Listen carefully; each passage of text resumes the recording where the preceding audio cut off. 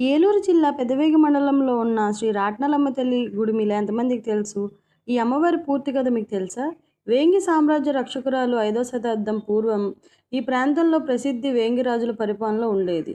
అప్పట్లో వేంగి రాజ్యంలో రత్నాలు, వజ్రాలు, బంగారాలు సంపద విపరీతంగా ఉండేది. ఈ రత్న సంపద శత్రురాజుల దొంగల బారి నుండి కాపాడడానికి వేంగిరాజులు ఒక మహాశక్తిని ఆశ్రయించారు. ఆ శక్తియే రాట్నాలమ్మ తల్లి. అమ్మవారు ఆ రాజ్య సరిహద్దుల్లో ఉంటూ దొంగలను లోపలికి రానివ్వకుండా కంటికి రెప్పలా కాపాడేవారు.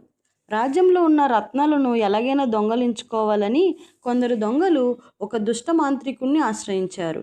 దేవతలను చంద్రగ్రహణం సమయంలో కొద్దిగా ఆసక్తులై ఉంటారని గ్రహించి ఆ మాంత్రికుడు ఒక గ్రహణం రోజున అమ్మవారిపై క్షుద్ర పూజ చేసి ఒక మాయ ఖడ్గాన్ని ప్రయోగించాడు. ఆ క్షుద్ర ఖడ్గం నేరుగా వచ్చి అమ్మవారి కంఠానికి తగలడం వల్ల అమ్మవారి శరీరం ముక్కలైంది. అందువల్ల నేటికి ఆ ఆలయంలో అమ్మవారి కంఠం, ఒక చెయ్యి, సగ దేహం భక్తులకి దర్శనమిస్తారు. ఇది భారతదేశంలోనే మరెక్కడా లేని అతిపెద్ద విశేషం.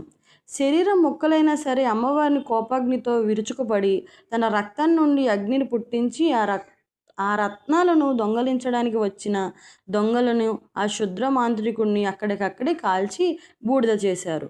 ఆ తరువాత శాంతించి అమ్మవారు అదే రాట్నాల గుంటలో స్వయంభూగా వెలిశారు. ఈ ప్రాంతంలో రైతులు తమ పొలాల్లో పండే మొదటి పంటను మార్కెట్కి తీసుకువెళ్లకుండా నేరుగా అమ్మవారి ఆలయంకు తీసుకొచ్చి నైవేద్యంగా సమర్పిస్తారు. అలా చేస్తే తదుపరి పంటల్లో మరింత బాగా పండుతాయని వాళ్ళ నమ్మకం. ఇక్కడ చాలా దూరం నుంచి వచ్చి అమ్మవారికి మొక్కులు చెల్లించుకుంటారు.